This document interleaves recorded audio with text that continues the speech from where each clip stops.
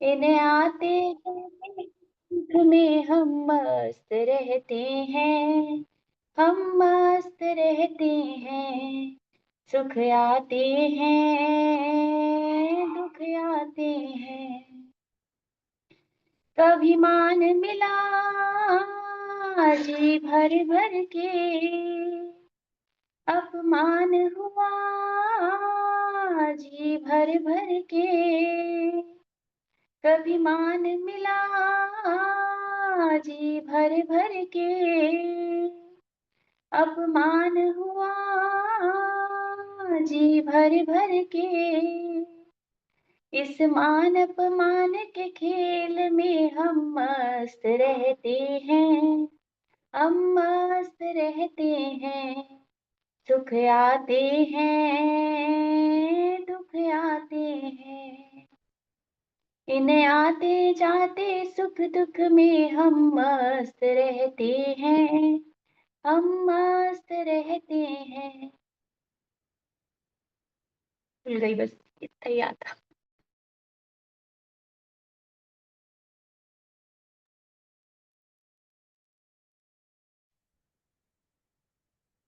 नमो हरिहन्ताणं, नमो सिद्धाणं, नमो आयुर्यानं, नमो वज्रायानं, नमो लोये सवसाहुणम्।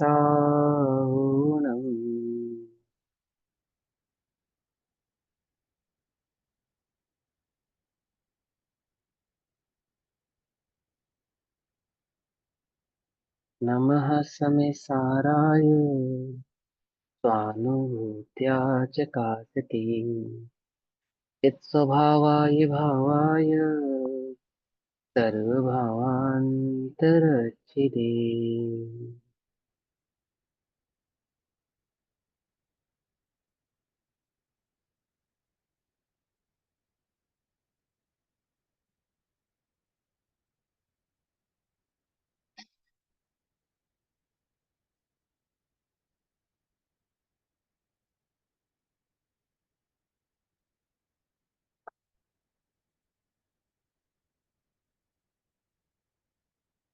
हमारे दोपहर कालीन कक्षा का विषय चल रहा है श्री समय सारजी ग्रंथ। श्री समय सारजी का स्वाध्याय हम सभी आचार्य अमृतचंद्र देव द्वारा रचित आत्मख्याति टीका के माध्यम से कर रहे हैं।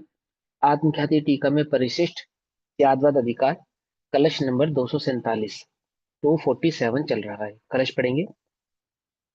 अत्र स्याद्वाद शुद्ध्यर्थम वस्तु तत्व व्यवस्थिति, उपायोपेय भावश्च मन भूयोऽपि चिंत्यते।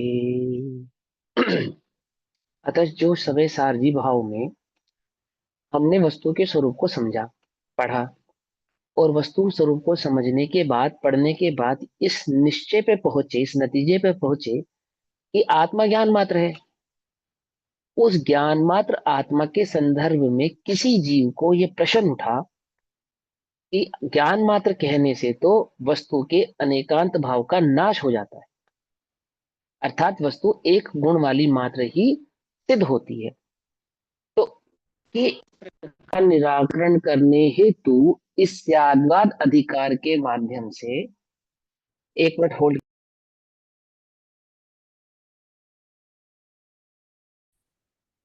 हाँ, देखो सुनो, तो क्या कहते हैं कि किसी को यह प्रश्न उठा कि आपने ज्ञान मात्र कह दिया वस्तु को। अब ज्ञान मात्र कहने से तो अनेकांत की सिद्धि नहीं हो रही, वहां पे वस्तु एकांत वाली एक गुण वाली सिद्ध होती है। तो उसके इस प्रश्न का निराकरण करने के लिए आचार्य अमरचंद्र देव ने ये स्याद्वाद अधिकार की रचना की। ठीक। और इस स्याद्वाद अधिकार की रचना में ये सिद्ध करेंगे कि जब हम वस्तु को कहते हैं ज्ञान मात्र, क्या कहा हमने वस्तु को? ज्ञान मात्र। ऐसा कहने पर भी वस्तु अनेकांत में ही सिद्ध होगी। कहेंगे क्या हम? ज्ञान मात्र ही कहेंगे, हम अपनी बात से पलटेंगे नहीं। जो बड़े गुरुदेव यानी आचार्य गुरुदेव कह रहे हैं, कुंद कुंदाचार्य देव वस्तु को ज्ञान मात्र कह रहे हैं, हम उसे सर्वसहमति से स्वीकारते हैं। और ज्ञान मात्र स्वीकार मात्र करने पर भी वस्तु को वह स्यादवाद भाव वाली ही सिद्ध होने वाली है। बोले ऐसे कैसे? बोले तो थोड़ा सा चिंतन करते आओ। क्या कहा? मन भूयोपी चिंत्यते। आओ थोड़ा सा चिंतन कर लेते हैं आपके प्रश्न के ऊपर। क्या लिखा है यहाँ? त्यागवाद की शुद्धि के लिए वस्तु तत्व की व्यवस्था और ज्ञान में ही उपाय उपेयत्व कैसे घटित होता है यह बतलाने के लिए उपाय उपेय जरा फिर से भी चिंतन कर लेते हैं, विचार कर लेते हैं। आई बस है ना ऐसा। उपाय उपेयक भाव का मनाक भूयः अपि, जरा फिर से भी विचार करते हैं। तो क्या विचार करते हैं समझेंगे। भावार्थ। अब ये भावार्थ हमने कल समझा था, पढ़ा था, कुछ को भैया समझ में वॉइस नहीं आया था डिस्कनेक्ट इसलिए। हो गई है बीच बीच में। अभी भी हो रही है? बहुत अभी लाइटली ठीक हो आ रही रही है? है, अभी भी बहुत हल्का हल्का हो रहा है। एक हो मिनट रही है रुको। भैया, बीच बीच में हो रही है।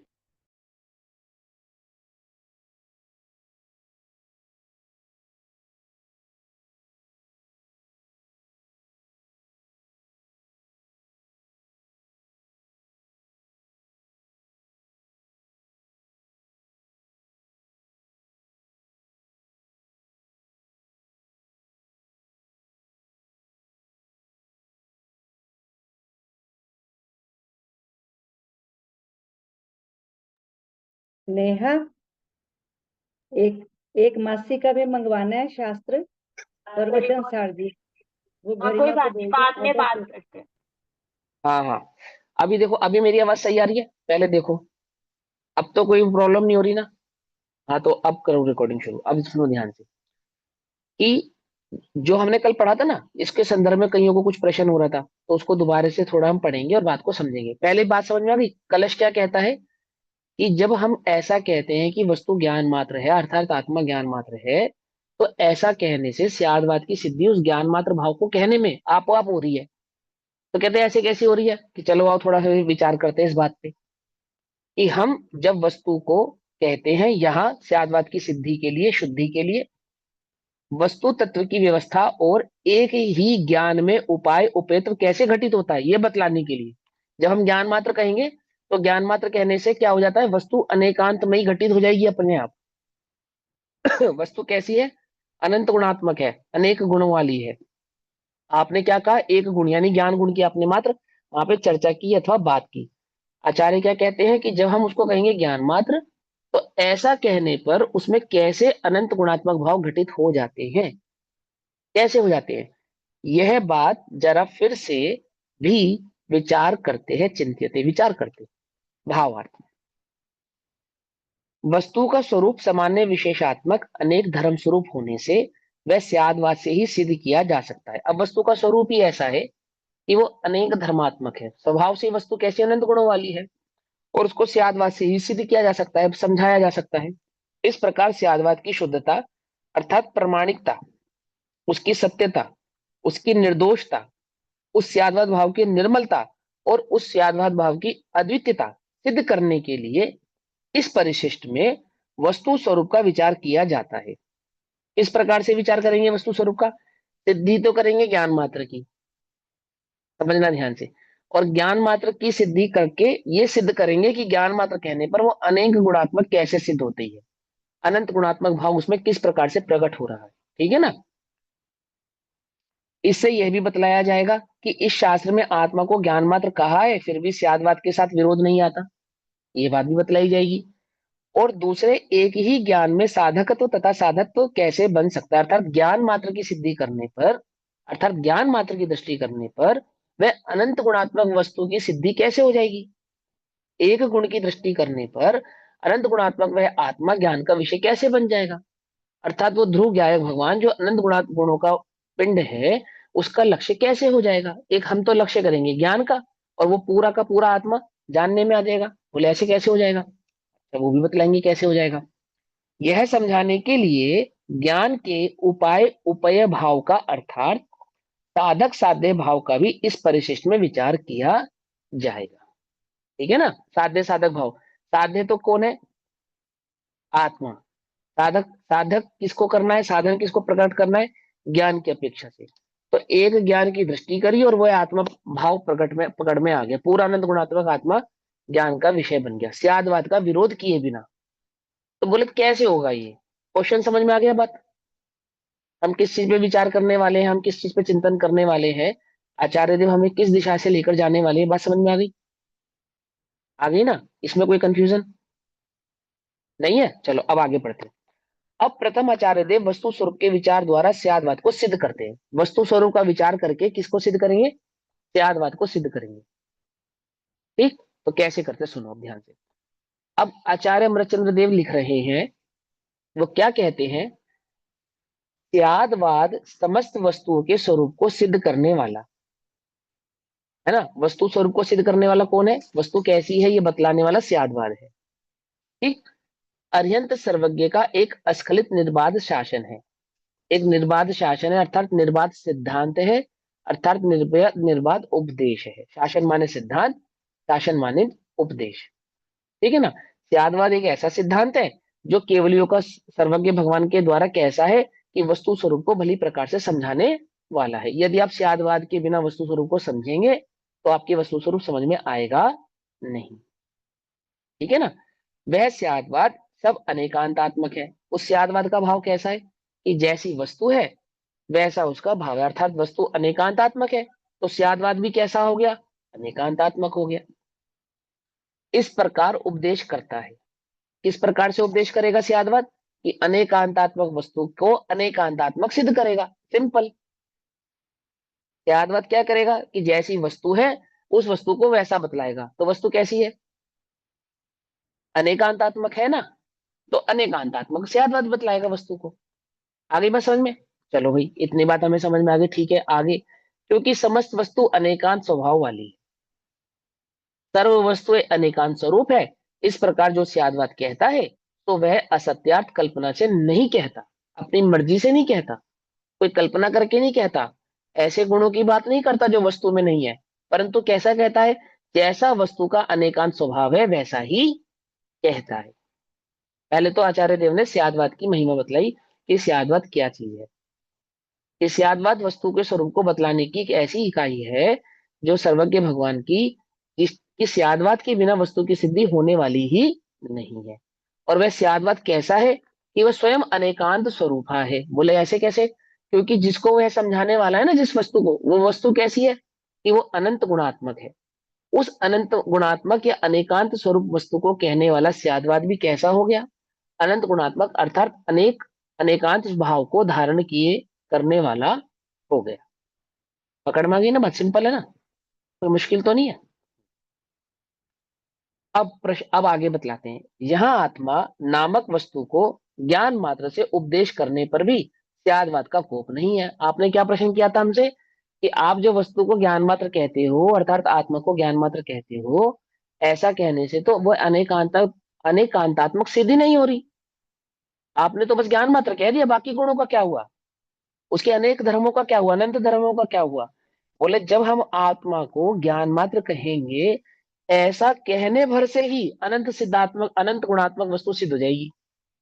वस्तु का अनेकांत भाव सिद्ध हो जाएगा। बोले ऐसे कैसे सिद्ध हो जाएगा? बोले लो अभी सिद्ध करते हैं। ठीक है ना। तो भैया कैसे सिद्ध करते हैं? एक प्रश्न हाँ है बोलो। यहाँ पर।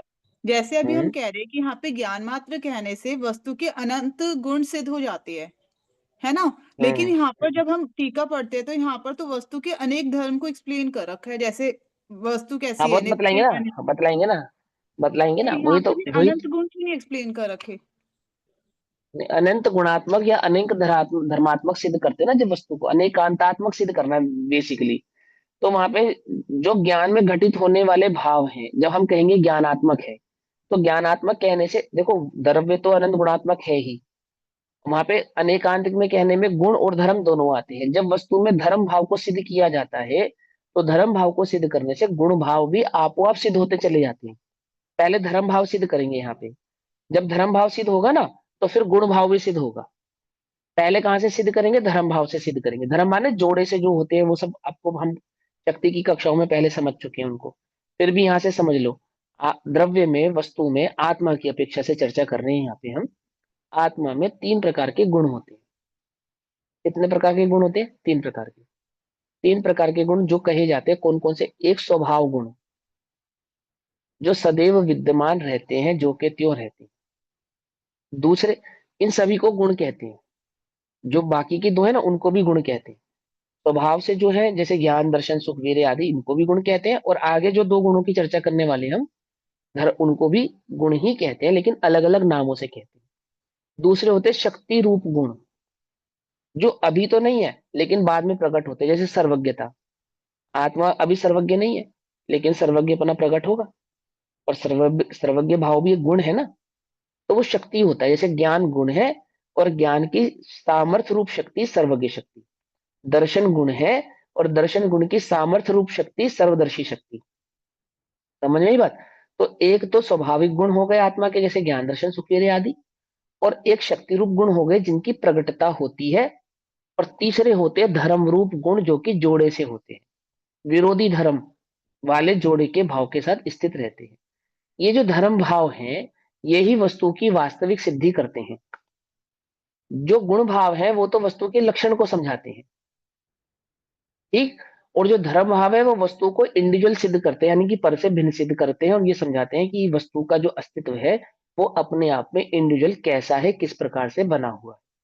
जब हम धर्म भाव के गुणों से सिद्ध करेंगे वस्तु को, तो फिर गुण जो भाव है वस्तु के, वे भी आपो आप ही सिद्ध होते चले जाएंगे। कैसे होंगे उसकी सिमेट्री को हम यहाँ पर समझेंगे। समझ में आ गई बात। ठीक है, क्लियर हो गया। ऐसा तो हाँ। नहीं लगा कि सर के ऊपर से चली गई बात। नहीं। ऐसा तो नहीं लगा। किसी को भी लगे कि भैया समझ में नहीं आया, थोड़ा सा मुश्किल है, तो मुझे बताओ, उसको और इजी करेंगे। इतनी बात समझ में आई। अब आचार्य देवन ने जो ये बात कही है, यहाँ पर जो बात चल रही है वो क्या चल रही है, कि हम कहेंगे आत्मा को ज्ञान स्वभावी अथवा ज्ञान मात्र। और ऐसा कहने भर से भी उसमें अनंत गुणात्मक भाव सिद्ध होगा, कहीं लोप हो जाएगा उसका, ऐसा नहीं है। कैसे होगा, बोले सुनो। आत्मा ज्ञान मात्र है, बोले हाँ ज्ञान मात्र है। तो ज्ञान मात्र आत्मा में जड़ भाव तो नहीं है ना, या है? नहीं है ना। ज्ञान ज्ञान है ना, जड़ तो नहीं है ना। और वे जो ज्ञान है वो ज्ञेय से है, या ज्ञान स्वभाव है आत्मा का? स्वभाव है ना, है ना। ऐसा है या नहीं है? जब हमने आत्मा को ज्ञान मात्र कहा था, तो क्या हमने आपको ये नहीं समझाया था कि वो आत्मा का जो ज्ञान है वो आत्मा का ज्ञान स्वभाव है? वो ज्ञान पर से आता है, या उसका स्वाभाविक निजी निजी गुण है? निजी गुण है ना। अब बोले यही तो धर्म है उसका, और क्या धर्म है? ये अनेकांत सिद्ध हो तो गया। कैसे सिद्ध हो गया जी ये? बोले अब सुनो कैसे सिद्ध हो गया। यहाँ आत्मा नामक वस्तु को ज्ञान मात्र से उपदेश करने पर भी त्यागवाद का कोप नहीं होता। कैसे नहीं होता? कोप माने लोप नहीं होता, विरोध नहीं होता, घात नहीं होता, उसको कहा कोप नहीं। ठीक। अच्छा जी, क्योंकि ज्ञान मात्र आत्म वस्तु को स्वयं अनेकांतात्मक तत्व है, अर्थात अनेकांत तत्व, अर्थात अनेकांतपना है। जब हमने कहा ज्ञान मात्र, तो वह उसमें अनेकांतपना आपो आप ही प्रकट होता है। बोले कैसे प्रकट होता है? तो सुनो कैसे प्रकट होता है। वहां अनेकांत का ऐसा स्वरूप है कि जो वस्तु तत् है वही अतत है। अनेकांत का स्वरूप कैसा होता है? पहले तो अनेकांत समझ लो, फिर हम तुम्हें ज्ञान में घटित करके बताएंगे। कि आप कह रहे हो कि जब हम ज्ञान मात्र कहते हैं, तो ज्ञान मात्र कह देने सर ही वस्तु कैसे हो जाती है? अनेकांतात्मक हो जाती है। कैसे हो जाती है? तो पहले अनेकांत का स्वरूप समझ लो, तो क्या होता है कि जो तत् होता है वही अतत है। ये अनेकांत का स्वरूप है। जो वस्तु एक है वही अनेक है, जो सत है वही असत है, जो नित्य है वही अनित्य है। इस प्रकार एक वस्तु में वस्तुत्व की निष्पादक परस्पर विरुद्ध दो शक्तियों का प्रकाशित होना, यह अनेकांत है। समझ में बात। जब हम वस्तु को कहते हैं ज्ञान मात्र, तो एक ज्ञान मात्र कैसा है कि ज्ञान की अपेक्षा से, अभी और गुणों को छोड़ो, ज्ञान कैसा है? तत् भी है अतत भी है, एक भी है अनेक भी है, सत भी है असत भी है, नित्य भी है अनित्य भी है। ऐसा कहने से अब एक ज्ञान गुण में जो इतने धर्म भाव प्रकट हो रहे हैं ना, ये इतने धर्म भाव, ये क्या है? क्या है? ये समझा रहे हैं कि वे वस्तु अनेक अनंत धर्मात्मक है। ये समझा रहे हैं। कैसे समझा रहे हैं समझेंगे। इस प्रकार एक वस्तु में वस्तुत्व की, अर्थात वस्तुपने की निष्पादक, निष्पादक माने उत्पादक, अर्थात वस्तु को व्यवस्थित रखने की, निष्पादक माने वस्तु को व्यवस्थित रखने की, परस्पर विरुद्ध दो शक्तियों का प्रकाशित होना अनेकांत है। प्रकाशित होना यानी कि प्रेजेंट होना, उपलब्ध होना। ठीक। एक ज्ञान गुण से वस्तु की सिद्धि करी, और उस ज्ञान गुण में अनेकांत भाव कैसे सिद्ध होगा? कि ये जो वस्तु में परस्पर निष्पादक, अर्थात जो वस्तु को वस्तु बनाए रखे, उस वस्तु को पर में मिलने ना दे, उसका घात ना होने दे, उसको नष्ट ना होने दे, ऐसी जो विरुद्ध शक्ति रूप शक्तियां हैं, उस वस्तु में क्या रहती है? प्रकाशित होती है। प्रकाशित होती माने विद्यमान रहती है, उपस्थित रहती है। उनकी इस उपस्थिति को ही अनेकांत कहते हैं। क्या वो ज्ञान नित्य और अनित्य नहीं है? क्या वो ज्ञान तत् और अतत नहीं है? बोलो। अब हम तुम्हें सिद्ध करके बताएंगे, तुमने क्या समझा फिर ज्ञान स्वभाव को। समझो। इसलिए अपनी आत्म वस्तु को भी ज्ञान मात्रता होने पर भी, इसको ज्ञान मात्र कहने पर भी, ज्ञान मात्र देखने पर भी, ज्ञान मात्र दृष्टि में अवलोकन लेने पर भी, और उपदेश में इस आत्मा को ज्ञान मात्र कह देने पर भी तत्व अतत्व, एकत्व अनेकत्व, सत्व असत्व और नित्यत्व अनित्यत्वपना प्रकाशता ही है। जब तुम ज्ञान की दृष्टि करोगे, ज्ञान स्वभाव को समझोगे, उस ज्ञान का जब तुम निर्णय करोगे, तो इन सब धर्मों के बिना उस ज्ञान का निर्णय कैसे करोगे? बतलाओ आप। कर लोगे? क्या क्या निर्णय करोगे जब आप ज्ञान का निर्णय करोगे? एक ज्ञान स्वभाव को समझोगे, एक ज्ञान की मात्र की दृष्टि करोगे, तो क्या तत् अतत, एकत्व अनेकत्व, सत असत और नित्यत्व अनित्यत्वपना जाने बिना उस ज्ञान की सिद्धि हो जाएगी? कि हमें तो आपकी कोई बात समझ में नहीं है, कैसे नहीं होगी सिद्धि? ज्ञान का मतलब तो मात्र जान नहीं होता है। ये हम तुम्हें बताते हैं कैसे नहीं होगी। क्योंकि सिद्धि कैसे होती है? क्योंकि उसके उसके माने उस ज्ञान मात्र के, जिसको हम वस्तु को ज्ञान मात्र कह रहे हैं, ज्ञान मात्र के अर्थात आत्म वस्तु के अंतरंग में, अंतरंग में मतलब स्वभाव से ही, स्वभाव से ही पानी स्वभाव से ही कैसा है? गीला। कैसा है? गीला। गीला समझते ना? पानी स्वभाव से कैसा है? गीला। तो क्या कहते हैं? वो ज्ञान स्वभाव से ही कैसा है? अंतरंग में चक चकित प्रकाशते, अर्थात अनुभव से जानने में आने पर चक चकित प्रकाशते, ज्ञान स्वरूप को, स्वरूप के द्वारा, उस ज्ञान स्वभाव के स्वरूप के द्वारा तत्पना है, और बाहर प्रकट होते अनंत। देखो, अनुभव की अपेक्षा से तो है। जब तुम ज्ञान का अनुभव करोगे, जब तुम उस ज्ञान को जानोगे, तो क्या जानोगे? ज्ञान कैसा जानने में आएगा? ज्ञान कैसा जानने में आएगा? बताओ ना। शक्कर कैसे जानने में आती है? मीठी। मिठास। मीठी है। और नमकीन वस्तु खाओगे तो कैसे जानने में आएगी? नमकीन जानने में आएगी। ठंड कैसे जानने में आती है? ठंडी। गर्मी कैसे जानने में आती है? गर्म। तो ज्ञान कैसे जानने में आएगा? ज्ञान रूप। ज्ञान, ज्ञान रूप ही जानने में आएगा। है ना? हाँ। तो वो जो ज्ञान जानने में आया, अभी ध्यान से समझना, अभी सब अपना उपयोग इधर रखना, इधर उधर मत करना। और ये जो ये अपनी कक्षा में कोई नाच रहा है, देखना। ये गीता जैन है। उनको, हाँ, उनको बोलो थोड़ी देर रुके। थोड़ी सी बाद देर में, बैठ। बाद में। हाँ, थोड़ी देर रुको। सुनो ध्यान से। ध्यान से समझना। क्या कहते हैं कि जब आप ज्ञान का अनुभव करेंगे, यानी ज्ञान की दृष्टि करेंगे, ज्ञान को देखेंगे, तो वो ज्ञान कैसा जानने में आएगा? ज्ञान ज्ञान भाव से से। जानने में आएगा ना? हम्म। तो वो जो ज्ञान का ज्ञान भाव से जानने में आना, अनुभव में आना, कैसे अनुभव में आता है ज्ञान? अंतरंग में चकचकित प्रकाशते। चकचकित प्रकाश अर्थात अनुभव से जानने में जब आता है। क्या है? नमा समय साराया स्वानुभूति चकासते, है ना? स्वानुभूति चकासते, चकचकित प्रकाशते, अर्थात अनुभव से जानने में आता है। प्रकाशते माने जानने में आना, चकचकित माने अनुभव से जानने में आना। पकड़ में आएगी बात? पकड़ में आई? प्रकाशते माने जानने में आना, चकचकित चकचकित माने मतलब रोशनी नहीं लेंगे, चकचकित मतलब अनुभव प्रकाश। से जानने में आना। ओहो प्रभु जी, यही तो है। ऐसा नहीं। चकचकित प्रकाश से माने रोशनी नहीं। चकचकित माने जो उपलब्ध है, अनुभूति से जानने में आता, अनुभूति स्वरूप है। ये तो प्रकाश कैसे समझ जानते हो आप? ज्ञान ये से। प्रकाश कैसे जर्नलीन प्रकाश को कैसे जानते हो? ये कैसे जानने में आ रही है? पेंसिल रोशनी कैसे? से। ये सब प्रकाश का स्वयं का अस्तित्व है, उससे जानते प्रकाश हैं। है ना? ये वस्तु प्रकाश का के अस्तित्व है, अस्तित्व वो से। प्रकाश से जानने में आता है। हम्म। पकड़ में मत नहीं? पकड़ में। ऐसे ही आत्मा है, अनुभव से जानने में आता है। समझे? वो प्रकाश से जानने में आता है, मतलब अनुभव से जानने में आता है। ठीक। प्रकाश का मतलब होता है जानना। ये कैसे जानने में? प्रकाश के कारण। प्रकाश नहीं होता तो जानने में आती नहीं आती ना।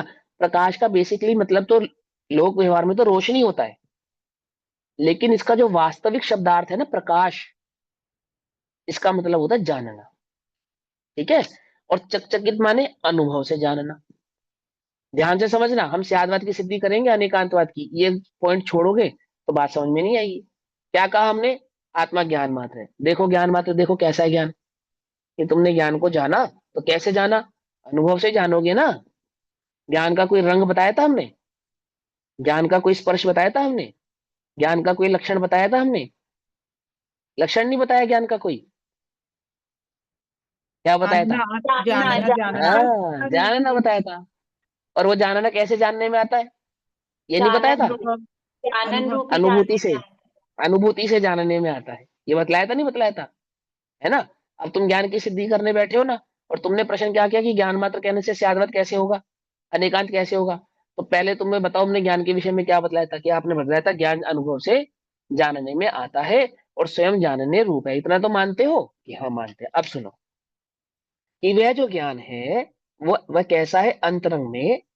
अंतरंग में माने स्वभाव से चकचकित प्रकाशते, अनुभव से जानने में आता है, ज्ञान स्वरूप के द्वारा तत्पना है। अब ज्ञान स्वभाव को ज्ञान स्वरूप की अपेक्षा से कैसा है? ज्ञान की अपेक्षा से तो वो है, अनुभव से द्वारा जानने में आ रहा है। कैसा जानने में आ रहा है? ज्ञान स्वभाव में ही जानने में आ रहा है। जानन जानन जानन भाव मात्र जानने में आ रहा है। वह जानने वाला है ऐसा जानने में आ रहा है। जानना नहीं, जानने वाला जो जानने में आ रहा है कैसा है? कि जानन स्वरूप है ऐसा जानने में आ रहा है। आई बात समझ में? है ना। कि प्रकाश कैसा है? प्रकाश जैसा है बस, और कैसा है? बोलो भैया, रोशनी कैसी होती है? रोशनी कैसी होती है बताओ। अब आपने कहा सफेद होती है, तो पीली नहीं होती, वो रोशनी नहीं होती। जो नीली होती है वो रोशनी नहीं होती। जो लाल होती है वो रोशनी नहीं होती। रोशनी है रोशनी ना। अब जैसी होती है। हाँ, रोशनी तो रोशनी होती है। अब आप ऐसे कैसे रोशनी कैसी होती है? बस जो चमके, अर्थात जो प्रकाशित हो, स्वयं को प्रकाशित कर रही है उसको प्रकाश कहते हैं। जो स्वयं ही प्रकाशित हो रहा हो उसको प्रकाश कहते हैं। ऐसे ही जो सहज ही जानने में आता है वह जानन भाव ही, उसको ज्ञान कहते हैं। जो जानने का काम करे। कहते हैं या नहीं कहते? बोले हाँ कहते हैं। चलो ये तो हो गया तत्पना। क्या हो गया ये ज्ञान का? तत्पना, वह पना। ज्ञान जो है वह ज्ञान ही है, अन्य कुछ नहीं है। ज्ञान का तत्पना। अब अब उस ज्ञान में क्या क्या जानने में आता है? उस ज्ञान में क्या क्या जानने की शक्ति है, क्या क्या सामर्थ्य है? कि ज्ञान सब सुपर कुछ प्रकाशक है या जानने नहीं है? की। हाँ। सुपर प्रकाशक है ना ज्ञान। प्रकाश स्वयं को तो प्रकाशित कर ही रहा है। ये देखो, ये पेंसिल मुझे दिख रही है ना, तो मात्र पेंसिल नहीं दिख रही है, प्रकाश भी दिख रहा है। प्रकाश नहीं होता तो पेंसिल दिखती? जब मैंने पेंसिल देखी तो ये सिद्धि हो गई कि प्रकाश भी है। क्या कहा? सिद्धि हो गई या नहीं हो गई? देखो ध्यान से समझना, आंख वाले को दिखेगी या बिना आंख वाले को दिखेगी? आंख वाले को दिखेगी। तो पेंसिल दिखी तो क्या सिद्ध हो गया? आंख है। सिद्ध हो गया नहीं हो गया? आंख है तभी तो दिखी। अब दूसरी बात, अंधेरा होता तो दिख जाती? नहीं दिखती ना। तो दूसरी बात क्या सिद्ध हुई? प्रकाश है। प्रकाश है। देखा तो आपने पेंसिल, आपको कैसे पता प्रकाश है? कि प्रकाश के बिना कौन प्रकाशित है? प्रकाश में ही तो प्रकाशित हो रही है ना। तो प्रकाश ने इसको तो प्रकाशित किया और स्वयं को भी प्रकाशित किया। क्या लक्षण पड़ा था दीपक का? प्रकाश स्वयं को ही प्रकाशित करने वाला पर को तो प्रकाशित करता ही है, परंतु समीप देखो ना, प्रकाश के जो समीप होता है वह भी प्रकाशित होता है। और प्रकाश तो स्वयं में प्रकाशमान होता ही होता है। जब प्रकाश में कोई वस्तु नहीं रखी तब प्रकाश है या नहीं है?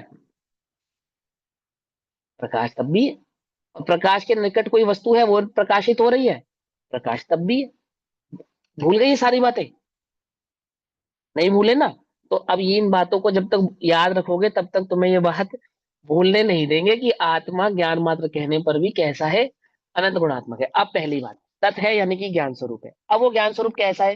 ज्ञान तो ज्ञान स्वरूप है ही, अब उसमें पर में जानने की ताकत है या नहीं है उसको? है ना। लेकिन क्या ज्ञान ज्ञेय से आता है? क्या नहीं। पेंसिल है इसलिए प्रकाश है? क्या प्रकाश है इसलिए पेंसिल है? बोलो भैया। प्रकाश में पेंसिल जानने में आई, ठीक है, लेकिन प्रकाश का पेंसिल के साथ संबंध बताओ क्या है? पहला क्वेश्चन, प्रकाश के कारण पेंसिल है? नहीं, पक्का? चलो, एक संबंध तो आपने मिटा दिया। दूसरा, पेंसिल के कारण प्रकाश है? ऐसा भी नहीं है। चलो, ये काम भी खत्म हो गया।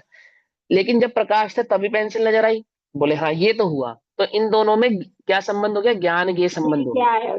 हाँ, ये क्या है है ना? ये संबंध? क्या है? तो क्या कहते हैं इसको? प्रकाश प्रकाशत्व संबंध। समझ में ही बात? मैंने एक प्रकाश और जो प्रकाश में झलके, ऐसा संबंध क्या कहा? ज्ञान ज्ञेय संबंध। ज्ञान के संबंध होने पर हमने क्या सिद्ध किया? ज्ञान के कारण ज्ञेय नहीं है और ज्ञेय के कारण ज्ञान नहीं है। ज्ञान है, ज्ञान है, ज्ञेय है। ज्ञान के कारण ज्ञेय है? नहीं है, अतत।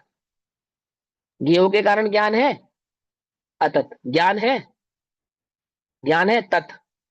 ये ज्ञान ज्ञेयों के कारण है? अतत। ज्ञान में ज्ञेय जानने में आते हैं? आते हैं। क्यों जानने में आते? ज्ञान में ज्ञेय जानने में आते इसलिए ज्ञान है? अतत। ज्ञान के कारण ज्ञेय उपस्थित होते हैं? समझिए बात, नहीं समझिए? जहां जहां तुम कहोगे नहीं नहीं, वहां वहां हो जाएगा अतत अतत। और जहां जहां तुम कहोगे हाँ हाँ, वहां हो जाएगा तत तत।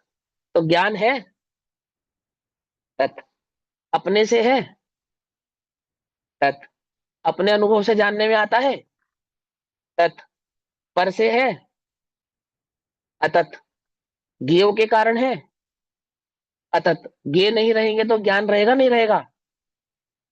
तत्। पकड़ में ही बात, नहीं पकड़ में? क्या सिद्ध हुआ? ज्ञान ज्ञेयों से नहीं है। ज्ञान में ज्ञेय जानने में आते हैं, ऐसा ज्ञान का स्वभाव है, परंतु ज्ञेय के कारण ज्ञान नहीं होता। इसको कहते हैं अतत संबंध। उस रूप नहीं होता। जैसा ज्ञेय जानने में आता है, क्या ज्ञान वैसा हो जाता है? अतत। पकड़ में ही बात, नहीं पकड़ में? जहां जहां नहीं कर दोगे वहां वहां तत हो जाएगा। अब देखो, हम ज्ञान की सिद्धि कर रहे थे और तत अतत की सिद्धि कर दी आपने। पहला धर्म, पहले धर्म की सिद्धि हुई या नहीं हुई? एक ज्ञान भाव की सिद्धि में जब उस ज्ञान के भाव को समझेंगे, उस ज्ञान स्वरूप को समझेंगे, उस ज्ञान स्वरूप का विचार करेंगे, तो क्या यह निर्णय नहीं करेंगे कि वो कैसे है और कैसे नहीं है? करेंगे या नहीं करेंगे? ज्ञान मात्र कहने पर तत् तत् की सिद्धि होती है। क्या सिद्धि होती है? कि ज्ञान अपने स्वभाव से, अपने स्वरूप से, अपने अनुभव से तो है, परंतु पर से नहीं है, ज्ञेयों से नहीं है, ज्ञेयों के कारण नहीं है। पकड़ में ही बात, नहीं पकड़ में ही? अब यहाँ पढ़ते हैं, ठीक? देखो क्या लिखा है। भैया, तत् हाँ अतत् बोलो। और सत सत में क्या फर्क है? भिन्नता क्या है? अभी पहले पहले तत् तत् समझो, फिर सत सत बताएंगे। पहले तत् तत् क्लियर हो गया नहीं हो गया? है, हो गया ना? 1 2 3 क्लियर हो गया, तो 4 5 6 भी क्लियर होगा, चिंता मत करो। है सुनो ध्यान से, देखो। क्योंकि उसके उसके माने उस ज्ञान मात्र आत्मा के, जिसके लिए तुमने प्रश्न उठाया, इस ज्ञान स्वभावी आत्मा को ज्ञान मात्र कहने पर तो शाश्वत की सिद्धि नहीं हो रही। अरे मेरे भाई, क्योंकि उस ज्ञान मात्र आत्म वस्तु के अंतरंग में समीप जाकर देखो, अनुभव करके देखो।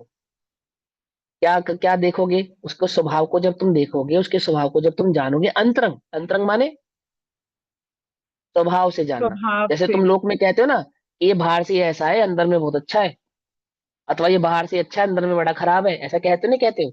अंदर में मतलब पेट के अंदर, गले के स्वभाव। अंदर, मुंह के अंदर, कान के अंदर, कहाँ से? अंदर नेचर। माने कहाँ? नेचर। स्वभाव। नेचर। अच्छा हाँ, अंतरंग माने नेचर।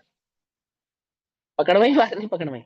तो अंतरंग में चकित प्रकाशते अनुभव से जानने पर, स्वभाव का अनुभव करने पर क्या जानने में आया? कि ज्ञान स्वरूप के द्वारा तत्पनाया था। ज्ञान स्वभाव की अपेक्षा से तो वो है, ज्ञान स्वभाव से दृष्टि करने पर तो वो है, ज्ञान स्वभावी तो वो है, सहज जानन रूप तो है, अनुभव से जानने में आने योग्य तो है। ये तो हमने जाना। और साथ के साथ क्या जाना? और बाहर प्रकट होते हुए अनंत ज्ञेयत्व को, अर्थात वो ज्ञान जो अनंत ज्ञेयों को जान रहा है, प्राप्त स्वरूप से भिन्न ऐसे पर रूप के द्वारा, अर्थात ज्ञान में जो ज्ञेय झलक रहे हैं ना, ऐसे ज्ञेय भाव को झलकाने के कारण भी ज्ञान स्वरूप से भिन्न ऐसे परद्रव्य के रूप द्वारा अतत बना है। अर्थात ज्ञेयों से वह ज्ञान अतत है, ज्ञेयों के अनुसार परिणमित नहीं होगा, ज्ञेयों के कारण परिणमित नहीं होगा, ज्ञेयों के कारण उसका अस्तित्व नहीं है, और ज्ञेय नहीं रहेंगे तो भी वह रहने वाला है। समझ में बात? तो ज्ञेयों से तो क्या हो गया, अतत हो गया, और स्वभाव से क्या हो गया, वो तत् हो गया। आपने ज्ञेयों से ही क्यों उसको तत् अतत किया? क्योंकि ज्ञान का सबसे समीप संबंध किसके साथ दिखाई दे रहा है तुम्हें, ज्ञेयों के साथ दिखाई दे रहा है। दूसरा, ज्ञेयों की दृष्टि करते हो तो ज्ञान की दृष्टि नहीं होती, होती नहीं है ना, है ना। हमने तुमको ज्ञान मात्र कहा था, तब हमने तुमको सीधा सीधा सीधी सीधी ये बात समझाई थी कि तुम जानने वाले को देखो, ज्ञेयों को मत देखो। क्योंकि तुम ज्ञेयों को देख रहे थे तो तुम्हें ज्ञान मात्र आत्मा जान समझ में नहीं आ रहा था, समझ में नहीं आ रहा था ना। और उस ज्ञान स्वभाव का जब अनुभव करोगे, अर्थात उस ज्ञान स्वभाव को जब जानने की चेष्टा करोगे, तो सबसे ज्यादा जो बाधित होगे वो किससे होगे, ज्ञेयों से ही होगे। पकड़ में ही बात नहीं, पकड़ में ही। तो पहले तो ये नक्की करो कि जिस ज्ञान स्वभाव को तुम जानने जा रहे हो, जानना चाहते हो, अनुभव करना चाहते हो, उसका जो लक्षण है वो ज्ञेयों के कारण है या ज्ञान के कारण है। ये निश्चय करना पड़ेगा, नहीं निश्चय करना पड़ेगा। और जब हमने उसके स्वभाव को भली प्रकार से विचार किया, चिंतन किया और समझा, तो हम किस नतीजे पर पहुंचे कि अनुभव से जानने पर आता है तत्, और पर के कारण नहीं है अतत्। तो ये धर्म इसके अंदर प्रकट हुआ या नहीं हुआ, बोलो। एक ज्ञान स्वभाव कहने पर वह तत् अतत् भाव वाला है या नहीं है, पहले तो ये बताओ आप, है ना। तो पहला धर्म तो ये प्रकट हुआ। अब दूसरा धर्म सुनो। अर्थात ज्ञान उस रूप नहीं, अर्थात ये रूप नहीं है, ठीक।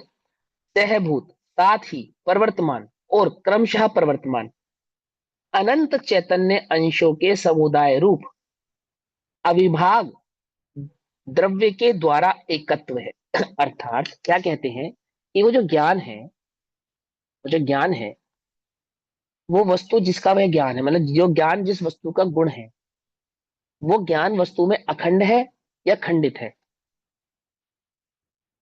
क्या कहा, प्रश्न क्या है? जैसे स्पर्शन इंद्रिय, जैसे ये स्पर्शन इंद्रिय, ये तुम्हारे शरीर में खंडित है या अखंडित है? अखंडित है। कैसे बताओ?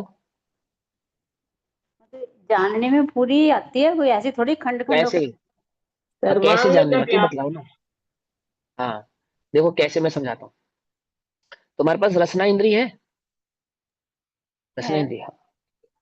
तो अगर तुम्हें स्वाद लेना हो तो कौन सी इंद्री से लोगे? रसना इंद्रिय से। रसना इंद्री से लोगे, बहुत बढ़िया बात है, उसमें क्यों घबराना कि हम भैया जब स्वाद लेंगे तो रसना इंद्री से लेंगे, है ना।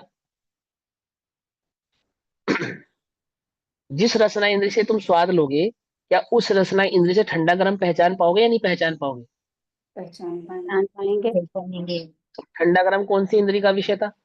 स्पर्शन इंद्रिय। स्पर्श तो इंद्रिय। स्पर्श इंद्री का विषय था, है ना। ये कान है, कान, इसका क्या विषय है? सुनना। सुनना। सुनना। तो जब सुनना होगा तो कौन सी इंद्री काम आएगी? करने कान इंद्रिय। काम आएंगे। क्या इस कर्ण इंद्री से ठंडा गर्म पहचान पाओगे, नहीं पहचान पाओगे?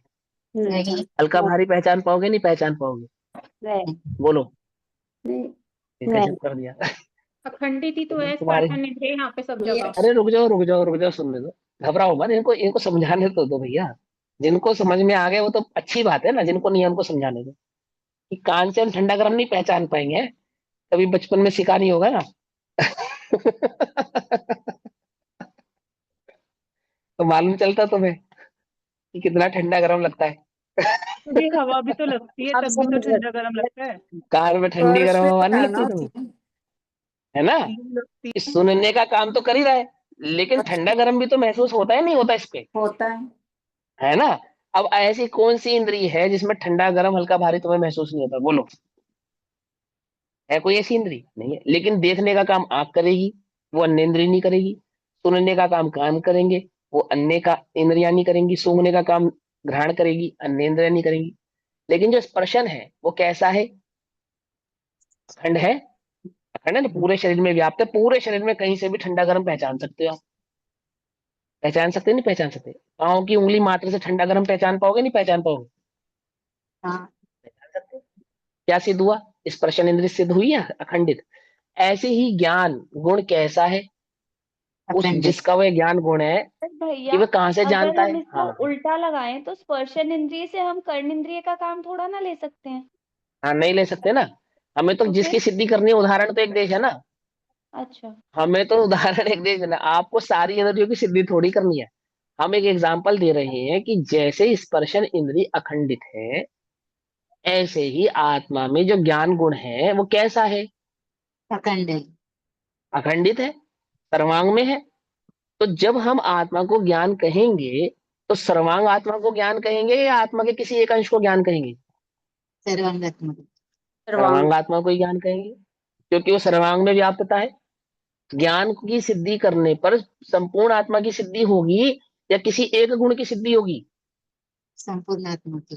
संपूर्ण द्रव्य की सिद्धि होगी ना। वो तो वस्तु ज्ञान की अपेक्षा से अखंडित है या नहीं है, बोलो? अखंडित है। तो क्या कहते हैं, सुनो ध्यान से, कि सहभूत, सहभूत यानी कि साथ रहने रूप, साथ ही प्रवर्तमान और क्रमशः प्रवर्तमान। अब इस साथ प्रवर्तमान और क्रमशः प्रवर्तमान का मतलब क्या हो गया? कि वस्तु कैसी है? अनंत गुणात्मक है। और अनंत गुणों का जो परिणमन है वो कैसा होता है? वो स्वभावी होता है। अनंत गुणों का जो परिणमन होता है उसको क्या कहते हैं? स्वभावी, युगपथ। ठीक। और उन अनंत गुणों की प्रत्येक गुण की जो पर्याय होती है वो होती है क्रमवृत्ति, क्रमवत। पकड़ में ही बात नहीं? पकड़ में। गुण की पर्याय क्रमवत, और अनंत गुणों का परिणमन अखंडित, एक रूप, एक साथ, युगपथ, सहकर। तो क्या कहते हैं? साथ ही प्रवर्तमान और क्रमशः प्रवर्तमान। अनंत, अनंत जो गुण है चैतन्य अंशों के समुदाय रूप, अर्थात अनंत गुणात्मक होने पर भी, अनंत गुणों की अनंत पर्याय होने पर भी अविभाग द्रव्य के द्वारा एकत्व है, अर्थात आप उसको खंडित नहीं कर सकते, अलग अलग नहीं कर सकते। तो कैसा हो गया वो? अखंडित हो गया। एग्जाम्पल के तौर पे, शक्कर जहां से मीठी है वहां से सफेद नहीं है, और जहां से सफेद है वहां से चिकनी नहीं है, और जहां से चिकनी है वहां पे आकार नहीं है। ऐसा है या नहीं है, बोलो? ऐसा नहीं है। जहां से मीठी है वहीं से सफेद भी है, वहीं से आकार भी है, वहीं से हल्की भारी भी है, वहीं पे सुगंध भी है, सब कुछ है ना? है ना? एक जगह पे सब कुछ है ना। तो क्या कहते हैं? अनंत गुणात्मक वस्तु है, पहली बात। अनंत गुणात्मक वस्तु में अनंत गुण होने पर भी, दूसरी बात। अनंत गुण एक साथ परिणमते हैं, ऐसा होने पर भी, तीसरी बात। अनंत गुण एक साथ परिणमित होते हुए भी प्रत्येक गुण की क्रमवर्ती पर्याय होती है एक साथ, ऐसा होने पर भी वस्तु कैसी है? अखंडित है। अर्थात आप उसमें खंड नहीं कर सकते कि आप ये समझ पाओ कि यहां से तो ज्ञान वाला है, यहां से तो दर्शन वाला है, यहां से तो सुख वाला है, यहां से तो वीर्य वाला है। ऐसा है क्या? नहीं। ऐसा है क्या? ऐसा तो नहीं है। उस ज्ञान में जो स्वपर प्रकाशक है, सब कुछ जानेगा, अपने को जानेगा या नहीं जानेगा? जानेगा। जानेगा। कैसे जानेगा अपने को? अनंत गुण वाला जानेगा या नहीं जानेगा? अनंत गुण वाला जानेगा ना। वह अनंत गुण कैसे उस आत्मा के? कि वह आत्मा बहुप्रदेशी है, एक बात। अनंत गुणात्मक है, दो बात। ऐसा होने पर भी प्रदेश और गुणों का उसमें भेद नहीं होता, भेद नहीं होता। तो क्या हो गया वो? चैतन्य के अंशों के समुदाय रूप अविभाग, अर्थात जिसका भाग ना हो सके, जिसमें भेद ना किया जा सके, द्रव्य के द्वारा वह एकत्व है, अर्थात एक ही है। अनंत गुणात्मक होने पर भी कैसा है आत्मा? एक ही है। अब दूसरी बात, स्यादवाद सिद्ध करना, स्यादवाद, अपेक्षा सिद्ध करनी है आत्मा की। पहला क्या सिद्ध किया? एकत्व सिद्ध किया। आप कह रहे थे ज्ञान मात्र कहने पर स्यादवाद सिद्ध नहीं हो रहा, ऐसा भी है और ऐसा भी, ऐसा सिद्ध नहीं हो रहा, ज्ञान मात्र ही है ऐसा ही सिद्ध हो रहा है। तो सबसे पहले क्या सिद्ध किया? तत् और अतत्, दो भाव सिद्ध किए, ऐसा है ऐसा नहीं है, पहला धर्म तो ऐसा। ठीक। दूसरा, एकत्व है या नहीं है? बोले हाँ है। अखंड गुणों की अपेक्षा होने पर भी वह वस्तु कैसा है? अखंडित भाव को धारण करने पर भी एकत्व भाव को लिए हुए अर्थात अखंडित है। एकत्व है? बोले हाँ। अब दूसरी बात, और अविभाग, एक द्रव्य से व्याप्त, अर्थात अपने स्वभाव से तो एकत्व को धारण किया करते हुए, और सहभूत प्रवर्तमान तथा क्रमशः प्रवर्तमान अनंत चैतन्य अंशरूप, चैतन्य के अनंत अंशरूप पर्यायों के द्वारा अनेकत्व है। अर्थात अनंत गुणों की अनंत पर्याय है या नहीं है? बोले हाँ है। अनंत गुणों की अनंत पर्याय की जब दृष्टि से देखोगे तो वह आत्मा कैसा नजर आएगा? अनेक गुण वाला, अर्थात अनंत गुणों वाला दिखाई देने पर ये तो उसका अनेक अनंत भाव है, अनेकांत भाव है, अनेकत्व भाव है, और अखंड होने के कारण वो एकत्व है। मैं एक हूं या पांच हूं? एक हूं ना, लेकिन मैं पांव से चलता हूं, हाथ से कार्य करता हूं, कान से सुनता हूं, आंख से देखता हूं, मुंह से बोलता हूं। ऐसा होने पर भी कैसा हूं? अखंड हूं। इंद्रियों की अपेक्षा देखने पर तो पांच, और शरीर मात्र, देह पिंड मात्र देखने पर अखंड। इंद्रियां कितनी है?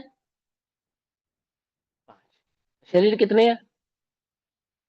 एक। सीधी सी बात है ना। वो द्रव्य, वो करणान योग वाला मत सोचना कि भैया मिनिमम तीन होते हैं, कारवाण शरीर और तेजस शरीर, वहां मत जाना। ठीक है ना, नहीं तो उदाहरण का सारा। अभी सुनो ध्यान से कि जब मैं इंद्रियां देखता हूं तो पांच दिखती हैं, जब मैं शरीर देखता हूं तो एक दिखता है।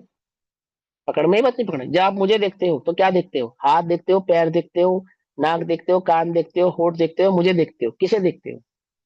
हमने उसे देखा। क्या देखा? क्या देखा? ये भी उसे देखा। अरे उसे क्या देखा? आंख देखी, नाक देखी, कान देखी, मुंह देखा, हाथ देखे, पैर देखे, क्या देखा? अरे हमने उसे देखा।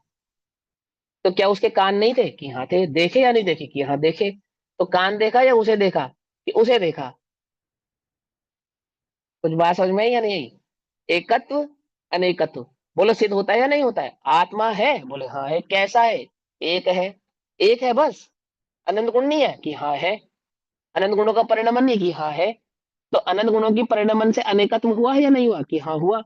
आत्मा कैसा है? बोले एकत्व। अरे गजब आदमी हो। कोई समझ में नहीं? आत्मा है, हाँ है। कैसा है? अनंत गुणात्मक है। उस अनंत गुणों का अनंत परिणमन है? बोले हाँ है। वे अनंत परिणमनों के की अपेक्षा से देखने पर कैसा दिखता है? बोले अनेकत्व दिखता है। कैसा है आत्मा? बोले एकत्व है। कुछ बात समझ में ही नहीं? कहते हो अनेकत्व दिखता है, हाँ दिखता है कैसा? एकत्व है, अखंडित है। कान दिखता है? कि हाँ दिखता है कैसा? पांच इंद्रियों भूत एक शरीर है। कान मात्र नहीं है, हाथ मात्र नहीं। हाथ है, हाँ है। हाथ मात्र नहीं। कान है? कि हाँ है। कान मात्र नहीं। कुछ बात समझ में आई या नहीं समझ में आई? आई नहीं आई बात समझ में? कैसे कहते हैं कि वह आत्मा अनंत गुणात्मक होने पर भी अखंडित होने से एकत्व है, और उस एकत्व आत्मा के साथ अनंत गुणों का परिणमन सदैव विद्यमान रहता है, इसकी अपेक्षा से अनेकत्व है। ऐसे दूसरे धर्म की सिद्धि उस आत्मा में होती है या नहीं होती है? ज्ञान मात्र की सिद्धि करने पर बोलो, क्या उस ज्ञान में अनंत गुण जानने में आएंगे? कि हाँ आएंगे। अनंत गुणों का अनंत परिणमन जानने में आएगा? बोले हाँ आएगा। अनंत गुणों का जो अनंत परिणमन है, जो अनंत गुणों का परिणमन है, वो सभी गुणों का परिणमन भिन्न भिन्न है या एक ही है? बोलो, ज्ञान का परिणमन, दर्शन का परिणमन, चारित्र का परिणमन, ये सबके अपने अपने परिणमन है, या सबके परिणमन एक ज्ञान ही कर रहा है? ये नहीं भाई, सबके अपने अपने परिणमन है। ऐसा होने पर भी क्या वह खंडित है या अखंडित है? कि अखंड खंडित गुण और खंडित परिणमनों वाला होने पर भी, खंडित माने अनेक गुण और अनेक गुणों के परिणमन होने वाला होने पर भी अविभागी प्रतिषेधों से वे एक अखंड भगवान आत्मा ही है, अन्य कुछ नहीं है। एक ज्ञान से सिद्धि कर रहे। पहले किसकी करी? तत् की। अब किसकी सिद्धि करी? एकत्व और अनेकत्व की। अब तीसरी सुनो। प्रवर्तमान और क्रमशः प्रवर्तमान एकत्व है, और अविभाग एक द्रव्य से व्याप्त सहभूत आदि होता हुआ पर्यायों के द्वारा अनेकत्व है। अखंडता की अपेक्षा से एकत्व है और पर्यायों की अपेक्षा से अनेकत्व है। दो बातें हो गई। अब आगे चलते हैं। अब उस वस्तु के, उस जो वस्तु है, वह जो आत्मा है, वो कहाँ है? ये तीनों लोकों में कहाँ व्याप्तता है? इन तीनों लोकों में वो कहाँ व्याप्तता है? चतुष्टय, स्वचतुष्टय। हाँ, तो वो कहते हैं, सुनो, जब जो वस्तु दिखेगी तो वस्तु कहीं ना कहीं तो होगी भी ना, उसका कोई स्थान भी तो होगा, यहाँ स्थान भी होगा। जब ज्ञान में जानने में ज्ञान आया तो ज्ञान कहाँ व्याप्तता है? ज्ञान जो तुम्हारे जानने में आया वो ज्ञान रह कहाँ? हवा में फैल रहा है खुशबू की तरह, सात तीनों लोकों में प्रकाश की भांति फैल रहा है। कहाँ है, कहाँ कहाँ है? तो बोले सुनो, अपने द्रव्य क्षेत्र काल भाव रूप से होने की शक्ति रूप जो स्वभाव है, अर्थात स्वद्रव्य, स्वक्षेत्र, स्वकाल और स्वभाव में विद्यमान होने स्वरूप जो उसकी शक्ति है, जो उसका स्वभाव है। शक्ति का दूसरा स्वभाव भी होता है, और शक्ति का एक अर्थ परिणमन भी होता है ना? तो क्या कहते हैं, अपने द्रव्य क्षेत्र काल भाव रूप से होने की शक्ति रूप जो स्वभाव है, उस स्वभाववान पने के द्वारा, अर्थात ऐसे स्वभाव को धारण करने के कारण, कैसा स्वभाव धारण किया है उसने? क्षेत्र काल भाव, स्वद्रव्य, स्वक्षेत्र, स्वकाल, स्वभाव और स्वभाव स्वरूप से परिणमित होने का ऐसा जो उसका स्वभाव धारण किया है होने के द्वारा, अर्थात ऐसे स्वभाव वाली होने से तो कैसी है? सतत्व है, सतत्व है, तत्व है, पना है। कैसा पना है? स्वपना है, अर्थात स्वभाव से ही परिणमित होने वाला है। स्वद्रव्य, स्वक्षेत्र, स्वकाल और स्वभाव में रहने वाला स्वतत्व है, स्वतत्व है। तो समझ में, बात नहीं समझ में? और पर के द्रव्य क्षेत्र काल भाव रूप ना होने की, सतत्व तो बोलेंगे या सत्व? तत्व, तत्व सत्व बोलेंगे, सत्व, सतत्व या सत्व दोनों बातें एक ही है, ठीक है ना? तत्व और पर के द्रव्य क्षेत्र काल भाव रूप न होने की शक्ति रूप जो स्वभाव है, वह स्वभाववान पने के द्वारा, ऐसा स्वभाव धारण करने के द्वारा असत्व है। असत्व है अर्थात, आप सुनो, यह आत्मा शरीर में है या नहीं है? बोलो, यह आत्मा इस शरीर में है या नहीं है? पहला क्वेश्चन। है। बिल्कुल ठीक है। है। तो इसका अस्तित्व, इस आत्मा का अस्तित्व इस शरीर के कारण है ना? नहीं। नहीं। और इस शरीर का अस्तित्व इस आत्मा के कारण है ना? नहीं। अरे, हाँ। आत्मा शरीर में है या नहीं है? है। है भी नहीं लेकिन भी। क्या दोनों एक है दूसरे भी के या कारण नहीं से है? भी? है भी या नहीं नहीं। भी। अरे तुम यार उलझा रहे हो हमें। एक कैसा स्यादवाद है तुम्हारा, है भी और नहीं भी। कि, है ना, स्वद्रव्य स्वशत्र, जब वस्तु के समीप जाकर हमने देखा, अनुभव किया, शर्त क्या थी? जब उस चकाशित यानी उस अनुभव को करोगे, प्रकाशित में लाओगे, तो वो कहाँ विद्यमान है? कि जो तुम्हें नजर आ रही थी लोक में शरीर आदि में विद्यमान होती हुई, अथवा पुद्गल के साथ एकमिक होती हुई दिखाई दे रही थी ना? क्या जाना तुमने? कि स्वद्रव्य स्वक्षेत्र स्वकाल स्वभाव से तो है, पर द्रव्य परक्षेत्र पलकाल और पल भाव पर भाव से नहीं है। सतत्व और अतत्व, पकड़ में ही बात। ये तीसरे नंबर का धर्म उस ज्ञान मात्र की सिद्धि होने पर होता है या नहीं होता है? तुम कहते हो कि सिद्धांत की सिद्धि नहीं होती है। एक ज्ञान की सिद्धि होने पर वस्तु के तत् अतत् भाव की सिद्धि हुई, एक अनेकत्व भाव की सिद्धि हुई, और तीसरी तत्व और असत्व भाव की।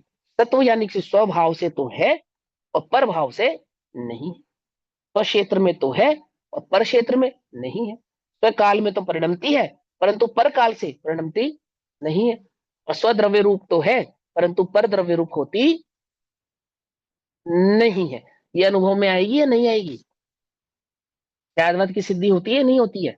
अब आगे क्या कहते हैं, और पर के द्रव्य क्षेत्र काल भाव रूप न होने की शक्ति रूप जो स्वभाव है, ऐसा ही स्वभाव है उस आत्मा का कि वो पर रूप नहीं होगी, उस स्वभाव पने के द्वारा असत्व है।